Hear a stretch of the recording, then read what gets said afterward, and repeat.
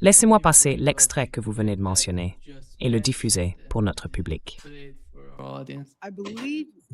Je crois, Monsieur le Président, que nous venons de recevoir une notification indiquant que le département d'État finance en réalité un nouveau programme avec Starlink.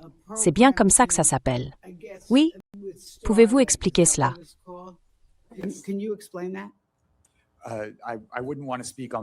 Je ne voudrais pas parler au nom du département d'État, mais ce que je peux dire, c'est que nous investissons depuis des années dans des outils de communication qui permettent d'envoyer des informations en Iran, même lorsque la connectivité Internet est bloquée.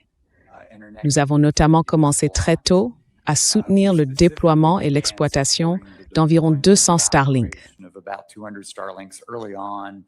Très bien. Tu sais quoi? Je vais t'interrompre. On ferait mieux de ne pas en parler. D'accord. Alors,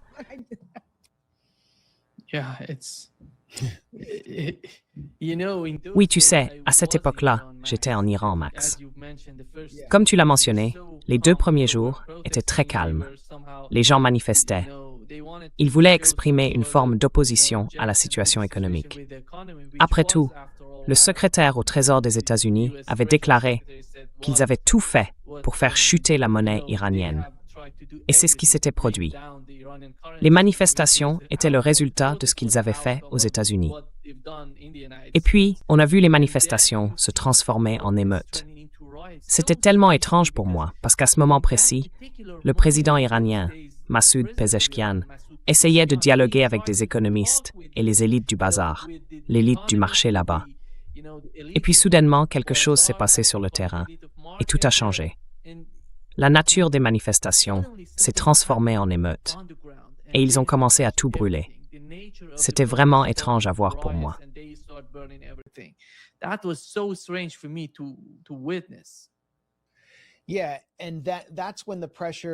Oui, et c'est à ce moment-là que la pression s'est accrue sur Trump pour qu'il fasse quelque chose. Le 14 janvier, ou peut-être le 12 ou le 14, après la coupure d'Internet, qui de manière révélatrice a mis fin aux émeutes violentes et à la désactivation de Starlink que les émeutiers utilisaient manifestement pour coordonner les troubles. Donald Trump a subi une forte pression pour agir, ou au moins faire une déclaration. Mais les moyens militaires américains n'étaient pas encore en place.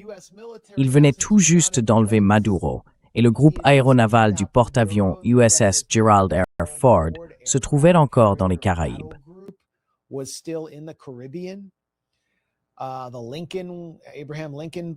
Le groupe de combat du porte-avions Abraham Lincoln n'était pas en place.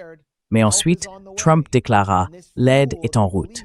Cela a alimenté la conviction au sein de l'opposition iranienne que les États-Unis allaient intervenir, et cela a piégé Donald Trump. À partir de ce moment-là, Trump a dû autoriser le déploiement de 2 groupes de combat de porte-avions.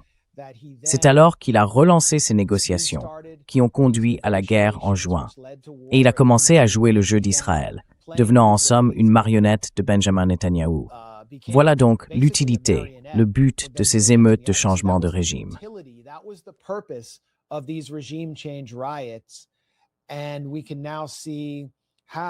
Et nous pouvons désormais constater comment une entité du gouvernement américain, le National Endowment for Democracy, avait en quelque sorte préparé le terrain pour des troubles et une insurrection en Iran. Nous avons également cité dans The Gray Zone l'évaluation de Stratfor, surnommée à l'époque la CIA privée, qui s'est révélée très précise, qualifiant les émeutes de passerelle vers une éventuelle intervention militaire américaine. Ils affirmaient que ces émeutes ne mèneraient pas à un changement de régime, mais qu'elles pourraient déboucher sur une guerre de changement de régime, et que c'était essentiellement leur objectif. Cependant, s'il devait y avoir une guerre de changement de régime, toutes les manifestations cesseraient. Mais elles avaient en réalité déjà pris fin à cause de la coupure d'Internet. Voilà donc où nous en sommes actuellement aux États-Unis.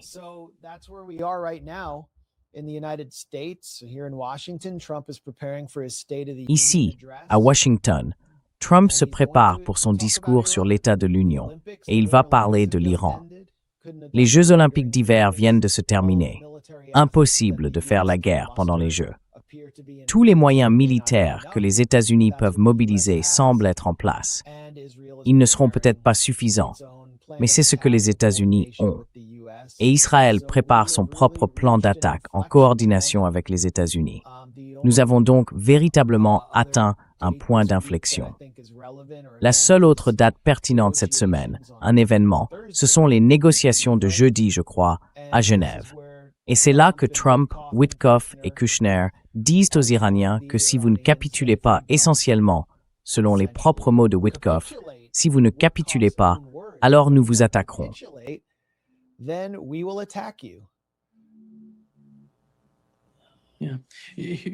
Oui.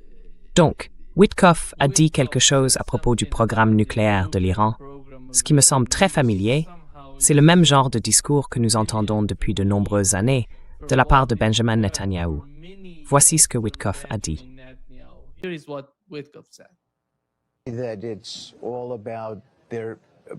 Tout tourne autour de leur programme civil, et pourtant ils ont enrichi bien au-delà du niveau nécessaire à un usage nucléaire civil, jusqu'à 60%. Ils sont probablement à une semaine d'avoir du matériel de qualité industrielle pour fabriquer une bombe. Et c'est vraiment dangereux, donc je ne peux pas laisser faire ça. C'est quelque chose auquel ils doivent s'en tenir jusqu'à ce qu'ils nous prouvent que, vous savez, ils peuvent.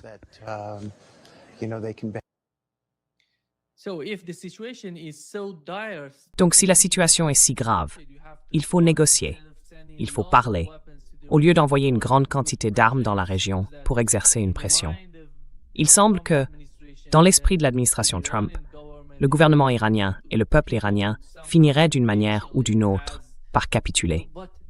Mais cela n'arrivera pas, Max. Ces gens n'ont aucune idée de ce qui se passe en Iran, ni de la manière dont la population est préparée à toute éventualité.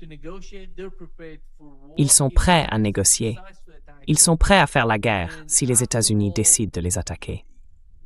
Et après tout, ils parlent de jeudi, comme tu l'as mentionné. Je ne sais pas quel résultat nous obtiendrons jeudi, car ce n'est pas très prometteur quand on envoie autant d'armes dans la région. Alors, quelle est ton évaluation de la situation actuelle? Elle est si fragile. Je pense qu'une simple opération sous fausse bannière pourrait déclencher une nouvelle guerre au Moyen-Orient. Quelle est ta compréhension de cela?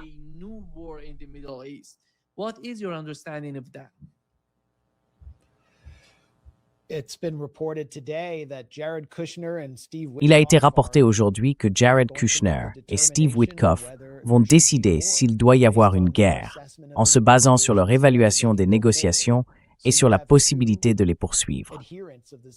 On a donc deux partisans du mouvement sioniste, profondément impliqués dans le projet du sionisme. Jared Kushner, bien plus que Steve Witkoff, mais la famille Witkoff est intégrée à ce réseau d'intérêts économiques et d'élites pro-sionistes. Et Jared Kushner, vous savez, quand il était enfant, ses parents recevaient Benjamin Netanyahou.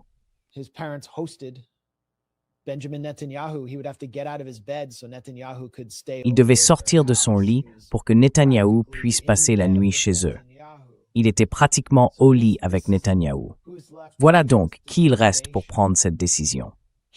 Jared Kushner n'occupe aucun poste au sein du gouvernement américain. Il n'avait même pas été révélé aux partisans de Trump, ni même à ceux de son cercle rapproché, que Jared Kushner jouerait un rôle dans cette administration. Et il surgit de nulle part. Et maintenant, c'est à lui de prendre ce qui sera, je pense, l'une des décisions les plus lourdes de conséquences de notre vie, et certainement de l'administration Trump.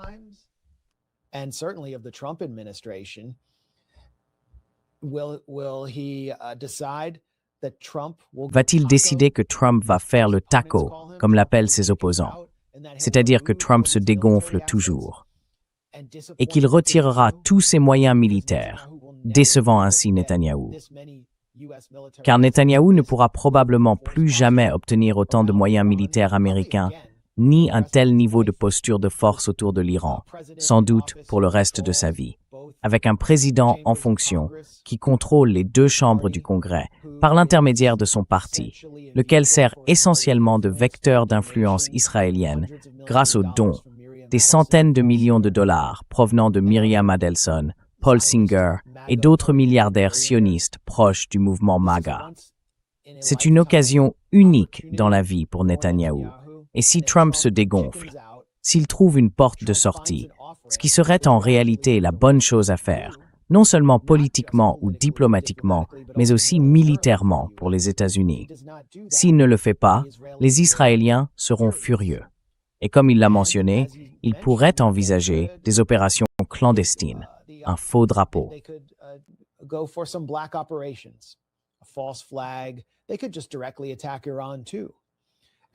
Ils pourraient tout aussi bien attaquer directement l'Iran comme ils l'ont fait en juin. Et c'est là l'autre problème de ces négociations. En laissant de côté l'investissement idéologique profond que l'équipe de négociation américaine a dans le projet du sionisme, Israël reste une véritable carte sauvage. Et Israël reconnaît désormais, à juste titre, comme le rapportent les médias israéliens, que l'Iran atteint une parité militaire avec ses propres forces. Israël a reçu en cadeau tous les gadgets et investissements technologiques possibles de la part de l'empire le plus puissant de l'histoire, ainsi qu'un pont aérien de facto de JDAM, de bombes à haute puissance et de F-35, F-18, F-15. Il possède la force aérienne la plus puissante.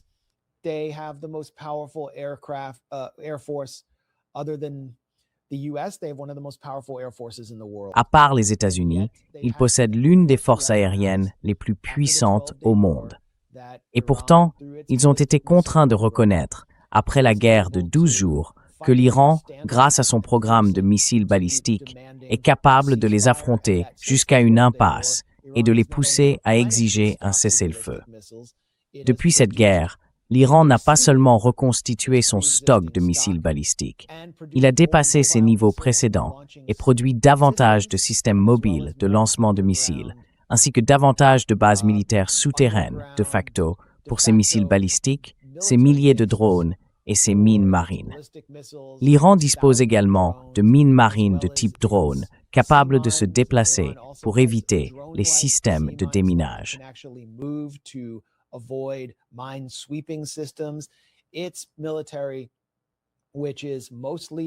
Son armée, principalement développée sur une base indigène, reçoit désormais un nouveau soutien, dont j'ignore en grande partie la nature, de la Russie et de la Chine, et ce soutien est plus fort que jamais. Ainsi, ceux qui affirment que l'Iran est à son point le plus faible, j'ai même vu certains analystes que je considère crédibles le dire, se trompent. Les Israéliens le comprennent. J'ai partagé sur Twitter un article du journal le plus lu d'Israël, Yediot Aharonot, rapportant que des responsables israéliens informent et pressent d'urgence leurs homologues militaires américains d'attaquer l'Iran, tant ils sont inquiets de la nature du programme de missiles balistiques iranien.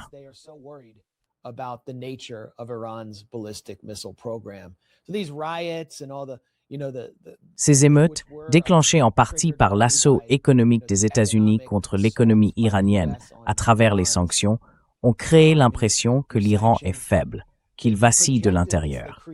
Mais les Israéliens comprennent que sur le plan militaire, l'Iran devient trop puissant.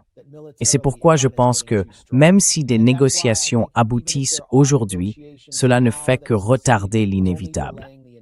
Tant que le projet du Grand Israël existera dans la région, la guerre avec l'Iran sera en fin de compte inévitable. Et la pression exercée sur tout président américain, la pression écrasante, en particulier sur un républicain comme Trump, sera tout simplement insurmontable pour l'empêcher d'attaquer.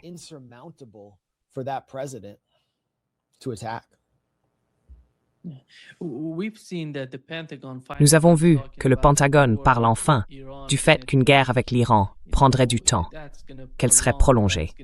Ce ne serait pas une guerre rapide, ni une attaque éclair. Elle causerait d'énormes pertes humaines et entraînerait de graves conséquences pour les États-Unis. Voici le président des chefs d'état-major interarmés, le général Dan Kine. Il a lui-même averti Donald Trump. Qu'en tenant compte de tout cela, quel serait l'objectif principal? À votre avis, en ce qui concerne l'administration Trump, comment voyez-vous la combinaison des forces? D'un côté, nous voyons le général Kine déclarer que si cette guerre est déclenchée, elle sera continue, une nouvelle guerre au Moyen-Orient qui pourrait s'éterniser. De l'autre, on voit des personnes comme Lindsey Graham et d'autres, principalement favorables à la guerre, qui souhaitent provoquer un nouveau conflit au Moyen-Orient au profit d'Israël et utiliser les États-Unis comme intermédiaires contre l'Iran. Comment percevez-vous la combinaison de ces forces au sein de l'administration Trump?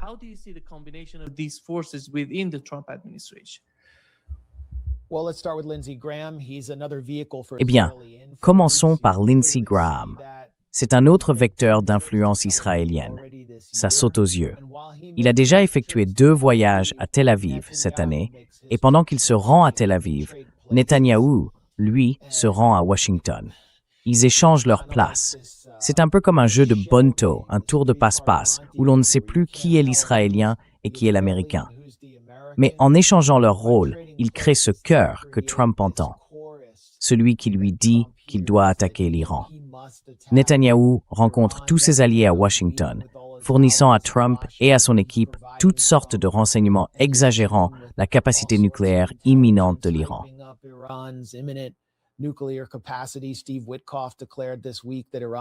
Steve Witkoff a déclaré cette semaine que l'Iran était à 1 semaine de posséder la bombe nucléaire. Cela vient évidemment des Israéliens. En ce moment même, à 3 heures, Marco Rubio, le directeur du Conseil de sécurité nationale et le secrétaire d'État, ont convoqué une réunion sur l'Iran. Le directeur de la CIA, John Ratcliffe, y participe également. Cette figure à la Lindsey Graham, qui, comme je l'ai écrit l'an dernier, est connu au sein de l'administration comme le sténographe du Mossad, parce qu'il reçoit simplement les briefings du Mossad et les transmet directement au président. Susie Wiles est la chef de cabinet chargée de s'assurer qu'il n'y ait aucun dissident lors de ces réunions.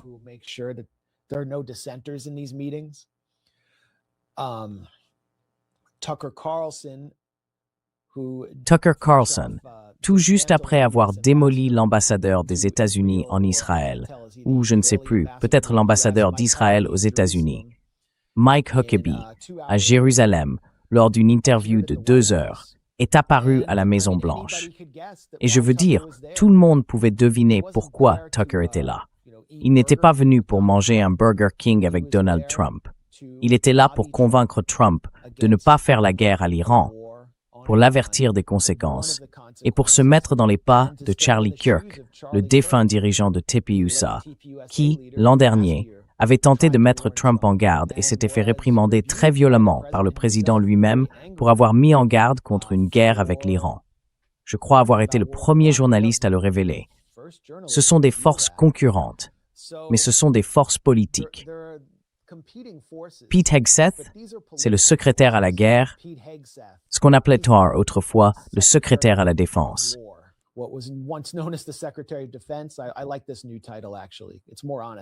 J'aime bien ce nouveau titre, en fait. Il est plus honnête sur ce qu'est réellement le Pentagone. Hegseth fera tout ce que ses forces lui diront de faire. Il veut simplement garder sa position. Il s'entraînait récemment avec des cadets militaires, soulevant ce qui semblait être de fausses charges en prétendant qu'il levait 160 kilos. Je ne sais pas s'il suit une cure de stéroïdes ou si les poids étaient faux, mais peu importe. Ce genre de spectacle montre que Pete Hegseth n'est pas sérieux et que les personnes sérieuses se trouvent dans la branche des achats du Pentagone, celles qui doivent déterminer combien d'actifs militaires sont disponibles et surtout quelle capacité de frappe à distance les États-Unis peuvent réellement mobiliser et pendant combien de temps face à une armée comme celle de l'Iran.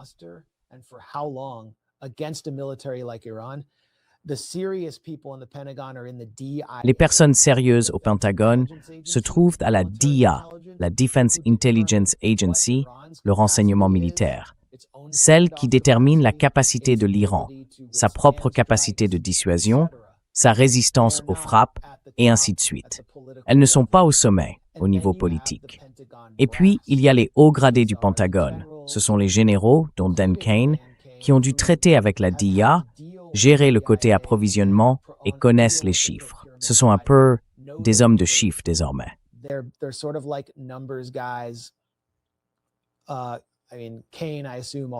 Je veux dire, Kane, je suppose, est aussi plus idéologiquement proche du MAGA que Mark Milley ou d'autres anciens chefs du CENTCOM, mais il regarde les faits froidement et objectivement. Il reconnaît que cette guerre ne sera peut-être pas gagnable par une attaque éclair contre l'Iran, qu'elle pourrait s'éterniser pendant des semaines ou des mois sans même parvenir à un changement de régime, en tuant potentiellement des dizaines de milliers de personnes, en provoquant une crise économique mondiale et peut-être en déstabilisant les dictatures familiales aux Émirats arabes unis et en Arabie saoudite. Mais pour lui, la question est de savoir si c'est militairement gagnable ou non. Je ne pense pas qu'il prenne même en compte les questions politiques ou morales. Il s'agit simplement de savoir s'ils peuvent accomplir la mission et ce que l'Iran peut faire en retour.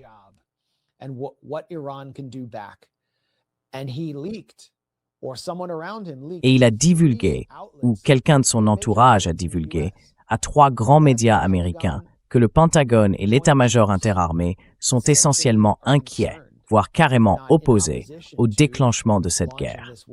Ainsi, si Trump devait le faire, ce serait simplement une nouvelle confirmation qu'il s'agit d'une guerre menée pour Israël.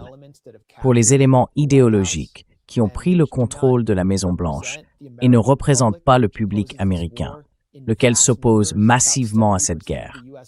Environ 70% du public américain y est opposé.